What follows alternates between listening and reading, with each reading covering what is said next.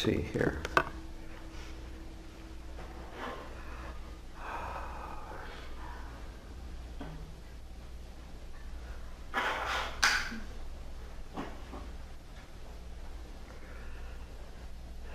Well, I've said most of what I wanted to say this afternoon, so I'd be interested in any comments or questions. Yes? Well, they're both coming from the same source. And in a way, in our present situation, they are both somewhat tainted. But on the other hand, some thoughts are more tainted than others.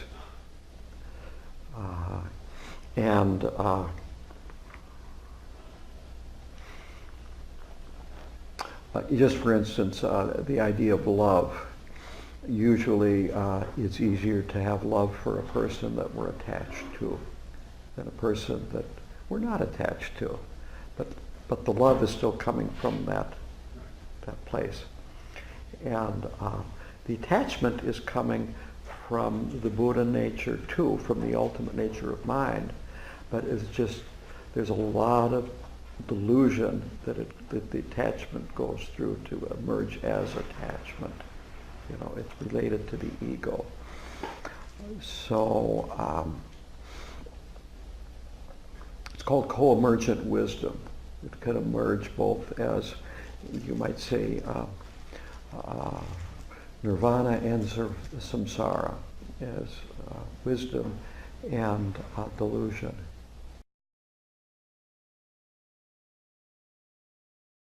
Yeah, and now having said that, what you were trying to communicate is much more clear.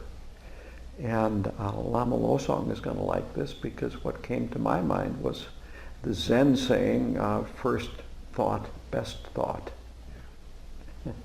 Right, Lama? Yes, I can't argue with that. He lived in Japan for 3 years. I think he knows a little bit about Zen.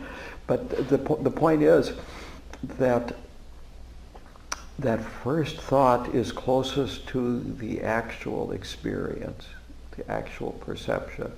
The second thought and the third thought is going to be things like, if I don't turn off that stove, then all hell could break loose. And you know, because then there's a 4th, 5th, 6th, 7th, 8th, 10th, 130th, you know, and each one gets further and further and further from reality. And that's where the delusion really comes in, because it just keeps getting more and more and more off into these crazy fantasies. Yeah, what is even better, but that's good, what's even better is to keep coming back to what's actually happening. Pay attention to your body. You know, it's called mindfulness. Pay attention to your body, pay attention to the environment, and keep bringing your mind back to what's actually happening. To keep coming back to the physical environment and your body. What you said is also good, and that is to be more of an observer rather than a participant with the thoughts, and watch them as they arise and watch them as they, you might say, change, develop, and then dissipate. But it's always good, you know, this is what shamatha meditation is about, is coming back to the breath. And chanting is the same thing. You come back to the sound. I was here talking about meditation and those 8 consciousnesses, and we did different exercises in shamatha. We said Om Mani Padme Hum over and over. You are coming back to the sound, meditating on the sound, and we can meditate on any sensual perception, the smell of the incense, the smell of the flowers, you know. Something that I like to do that I don't think I've ever done down here, it's mindful eating. And it's a trick, that's not a nice word, is it? It makes it sound like meditation is a trick. It's a tool. Oh, it's a tool, yes. I wouldn't think of tricking you people. It is a practice that I learned from a retreat that I attended with Thich Nhat Hanh. And he, of course, did not eat with us. There were 400 of us there. It was just an intimate retreat, 400. But some of his people directly under him were in the dining room with us. And the idea was that when you hear the singing bowl, stop eating and listen to the sound. And so what I do is we're all sitting together, and I say, when you hear the sound of the singing bowl, stop eating and listen to the sound.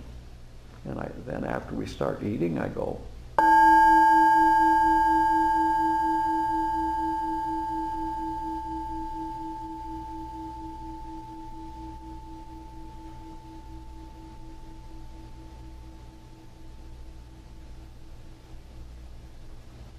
okay, now I can't hear it anymore. So now I would start eating, and then I will strike it about 3 or 4 times during the meal. And that's all those are the only instructions for mindful eating. It's not complicated. Even, I think a 6th grader, even a 1st grader could probably do that. And this is the amazing thing that happens, is that just doing that 3 or 4 times during the meal and eating in silence instead of jab, jab, jab, jab, jab, jab, jab, they become more mindful of the food. And I do this in prison, and this is 2 responses I've gotten from prisoners.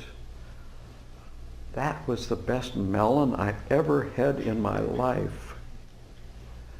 Another one said, that was the best prison meal I've ever had. And I'll tell you something about prison cuisine. I'm serious about this. These are responses that I've gotten from actual prisoners after just eating in silence and ringing the singing bowl 3 or 4 times, because they're actually tasting the food. And even prison food, now he said prison food, he didn't say it's the best meal he ever had. But these men actually tasted the food. And when I have done it other places, I will get responses like, one woman said, oh, that cauliflower recipe, I've got to get it. And so on. You know, that the food, they're suddenly tasting the food instead of just wolfing it down and talking to somebody at the same time. Totally, you know, without any significant awareness of what's going on in their mouth, their taste buds. It calms things down. It cuts the thoughts, and now they're tasting. Then what I like to do. Now I am going to give away one of my Lama tricks. Is that we're eating in silence, but before everybody is done, I'll say, well, now we can talk. Because then they'll start talking about how good the food was and how they want this recipe or that recipe and so forth. And then someone usually asks me, well, why do we eat in silence? And I say, well, the food tasted good, didn't it? It tasted better, didn't it? Yeah. And then I say, well, life tastes better with mindfulness. You know, and it's true. You know, you've all heard, take time to smell the flowers. That's exactly what mindfulness is taking time to smell the flowers, taste the food, enjoy whatever it is that you're experiencing. And really the world, I don't care where you live, the world is full of experiences that are incredibly enjoyable if you open up to it and you shut down that monkey mind that keeps telling you that there isn't enough, or I'm afraid of losing it, or I'm afraid of this, or I'm afraid of that, or so-and-so doesn't love me anymore, or my kids don't appreciate me anymore, or I'm worried about losing my job, or a billion other things that go through our heads.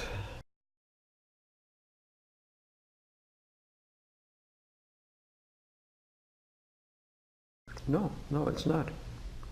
Again, it's co-emergent wisdom. Well, I'm interested about this little forgiveness Tonglen that we did. Comments about that, if you have any questions or comments about that. If you're wondering, first of all, did you find it helpful?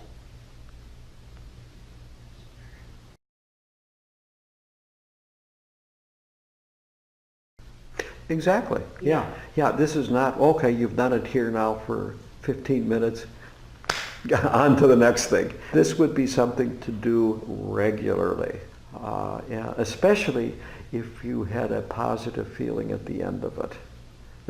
That shows that you have a connection with this practice, that there's some benefit in doing it. So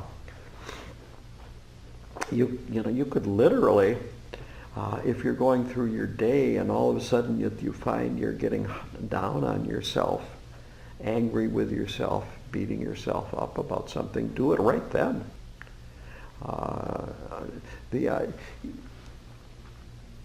Forgiveness is something you do in the present.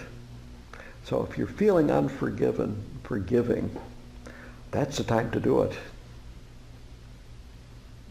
And it is exactly as you say, you're reframing it. We have built up a huge fantasy around ourselves of who we are and what the world is, this fabricated self. And it's a fantasy, it's a fabrication, it's a total lie. It has no reality than a television program or a soap opera television program. That's the world that we live in, and we've created it. We're all very talented screenwriters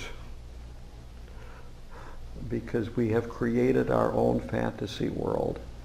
And if we can reframe it, ideally meditate on emptiness, and it's all solved. Well, we can't meditate on emptiness, so we reframe it. Here's something okay, now what I'm talking about is, let's see here, this world that we create for ourselves. Now, I was in 1976, I was only depressed. In 1986, I was really depressed.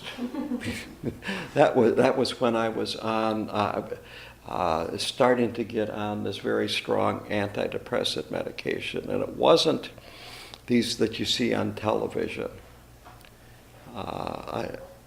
This was a medication that was so strong.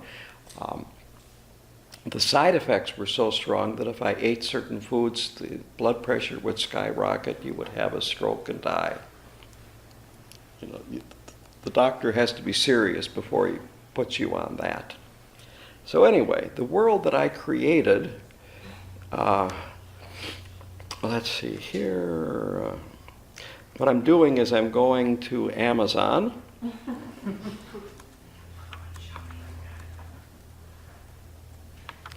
I had a favorite album at this time to help create this depressed world that I lived in. Because that's what you do when you're depressed. You want everything, all the input to support your view of the world, that you are a bad person and the world's a bad place to be in. And it's actually speaking of mindfulness, it's very important to look at what media you are watching, the content of the media that you're watching, the content of the music. How does the music make you feel? How do the books you read make you feel? And so forth.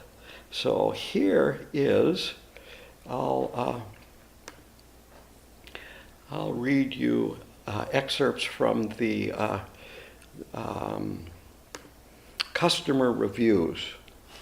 Here, this is the one that's right on top. And by the way, this album gets 5 stars, not 4.5, but 5 stars. In other words, they really nailed it here. There is a few people that gave it 4 stars, but it's still total 5 stars. So,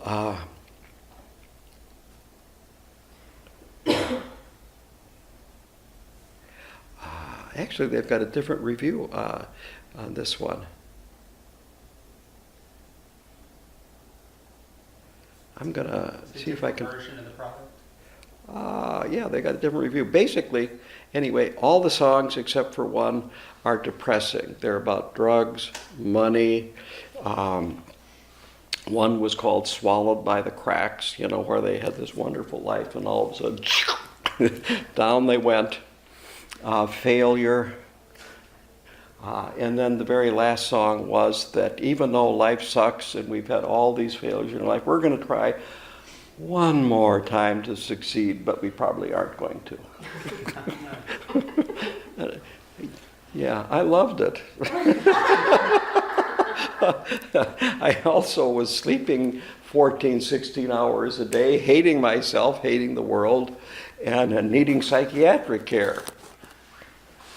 The point being is how screwed up we can get, how we can be living in this total fantasy world, causing ourselves all kinds of misery and pain and suffering, and thinking that it's coming from somewhere else. And that's why if we can get back to what's actually happening, mindfulness of what's actually happening, rather than what we think that's happening, reframing it, as you said, the world can change, even though nothing's changed, but our perception changes. And that's what Tonglen does, what forgiveness does. It reframes it. So, anything else? I'll speak a little bit to that. So the last time you were here, I think in my interview with you, I think I said something like, I feel like I'm living in like the result of the bad choices of my ego. Yeah. I'm now suffering from the, I need to get out of this. And your advice was, you do the best you can to, consider all that you do that helps people and reframe it in a different way.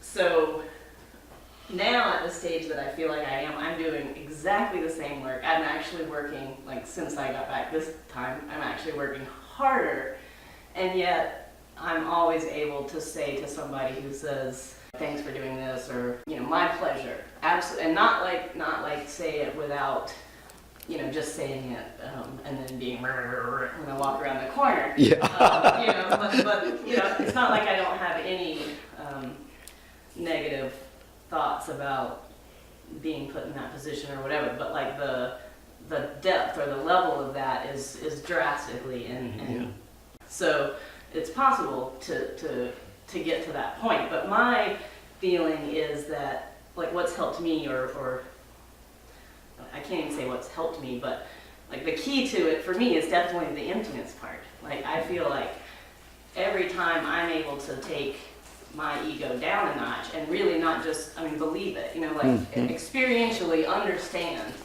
that, the difference. But every time that comes down, like everything else just goes up. Huh? Yeah. And so my question to you would be, like, what advice do you have for people about how to really start to not just, hear it? In your experience, what were the things that helped you the most, or what advice do you have for people to like turn that from an idea into an experiential? Yeah, it was definitely, I've been told that I'm a where the rubber hits the road Lama. Experience, use it, see what happens. And this is, I guess, why I'm a Kagyu, is Kagyus are called the practice lineage. So it's practice. But the practice can be in your daily life. It's nice. This is an excellent book. This is about using the Dharma in your daily life. It's a wonderful, wonderful book. And since it's under here, I suspect this is referred to. This is our book that we're using right now. That's our current text that we're using. Boy, what a good question. Attend this book class. Yeah, this book I think is just fantastic. And tomorrow I'm going to talk about being a victim. And let me read a little bit here from this. Excuse me. I'm a victim of pollen. This begins at the bottom of page 5. If you remember yesterday I said page 6. In my humble opinion, these teachings present a profound antidote to the rampant victim mentality that has become so prevalent in our times. Blaming others without taking any responsibility for our own actions has almost become a socially acceptable behavior. All the great Mahayana masters, particularly the Kadampa ones, where these teachings come from, have emphasized blaming others for our unhappiness only exacerbates our own misery. Such compulsive blaming is a form of entrapment that not only is self-perpetuating, but robs us of our power and our free will. As I explained throughout this book, the practice of Lojong is a kind of strength training for the mind, a practice that will make us feel less like a victim and more like the author or architect of our lives. By identifying ourselves as a victim, we give power to others, but when we refuse that role, we take the power back. So I am really pleased that you are studying this book, and it just has so much practical advice on how to use our daily difficulties to transform them, reframe them, is a good word, and use them for spiritual growth. So that's one way. It's really helpful to have some type of a daily sitting practice in a shrine room, if it's at all possible. Shamatha meditation helps calm the mind down, helps us see more clearly. The examples of this, there's two very classic examples. One is if you would take a jar of muddy water, and as long as you shake it up, you've got muddy water. But if you set it down and let it sit for a little while, the mud settles to the bottom and the water clarifies, because the natural quality of the water is clarity. And so by sitting and meditating, the natural clarity of our mind appears. And the other is a butter lamp, but I'm going to use a candle. The example. So here's your candle, and you light it. And if I would take it outside, the slightest breeze would blow out the flame, and that's it. But if you would take one of those glass chimneys from the Gone with a wind lamp, put it over it, and then take it outside, even a strong wind will not blow it out. It might flicker, but it won't blow it out. So meditation also gives us mental stability. It allows us to be in different situations, and while we might waver a little bit, we still have stability. We don't fly off in all kinds of wild directions, in wild mental fantasies. Instead of going, we go, oh. So a daily meditation practice can be really beneficial. And if you've already been doing that, then of course there are the further practice of Nundro, which we've talked about a little bit already. And even beyond that, there are other practices. But all these things, it's little by little by little, and it adds up. And obviously you've seen some benefit. And that's how I got to be where I am. My mother used to say, you've got to be careful with who you hang out with, because you become like them. And I've been hanging out with Rinpoche and started dressing like him and everything. I wish actually I was more like him. There's still a huge distance. There's more than clothing to being a Rinpoche. But anyway, the point is that little by little, over and over again, these practices, you start changing and transforming, and I found tremendous benefit from it too, right from the beginning. I'm trying to think of what for me at the very beginning what really struck me was when I realized that my thoughts, at least some of them, were not real. That this fantasy, depressed world that I lived in was my own creation.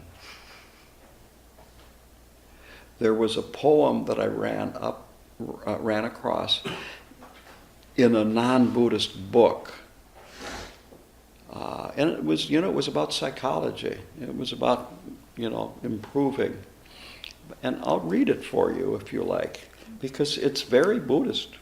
It's an extremely Buddhist book. It comes from the mind-only school of Buddhism, but it was not identified as a Buddhist book, and I don't know if the source of the teachings from this book came from Buddhism.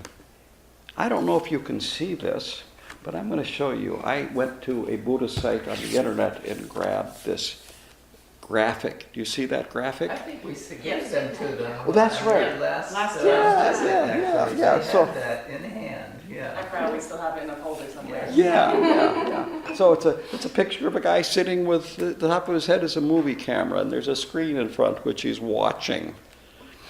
And so this had a tremendous impact on me and really led me directly to Buddhism. And the poem is thought. I'm thinking thoughts of long ago. I'm thinking tomorrow what may be so. I forget I'm thinking. It's not thought. It's real. That's my emphasis. I forget that what I think determines how I feel. I'm missing life before my eyes. I'm missing beauty in favor of lies. What I see is me. I thought it was you. The observed exists only in the eye of the observer's view. The pot calls the kettle black because only blackness sees black. I remember I'm only thinking. I laugh, and life is beautiful. That's when I started laughing.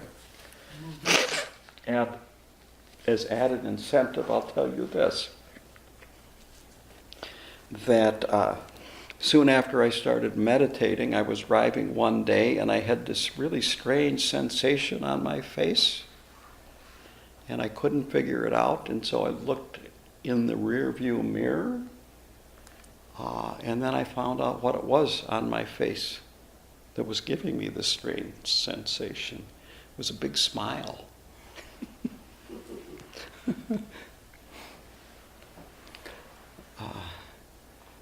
And it's amazing how happiness, you start to say, oh, I like being happy.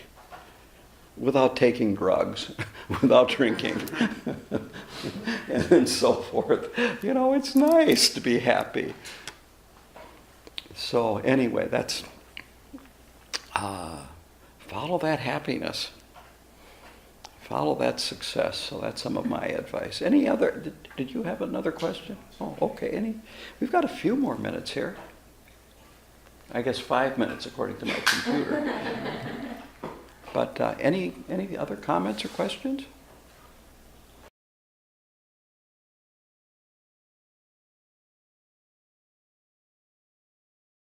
Yeah, Lama Yeshe, when he came to my center, he started talking about stuff like that causes stress, it causes adrenaline, it causes all kinds of bad physical reactions in the body.